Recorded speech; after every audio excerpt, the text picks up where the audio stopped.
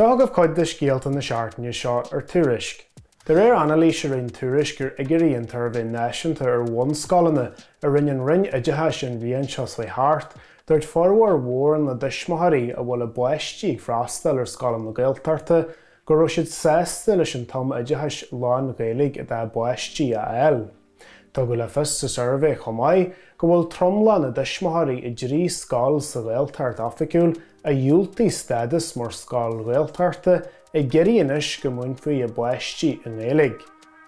Ag fanart le cuasaí oideachais dúirt an tara oideachais Hildegard Naughton go mbeadh analís shúntacha a dheáil faoin fíor chosta sa bhainniú le méadú ar an salathar oideachais lán Gaeilge ón 6% tá an san am lethir go dtí 20%.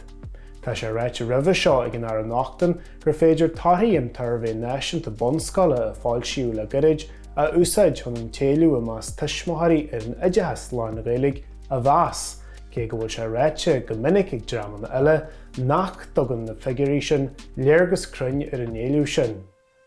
An teartan seo chomáid bronú scoláirtaí ar chuigear maclainn Gaeltachta atá món cuasaí a bhainneann le sláinte in dhearart rochtain ar tharbh sláinte trí Gaeilge sa Gaeltacht é ausú.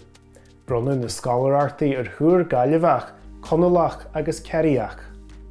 Agus an am seohaid buailte linn thug an cácar a Stefano féine coppla nádúin ar an dáis fearr le salad saoirí blasta a dhéanú le trétaí milse agus gluamach chunamara.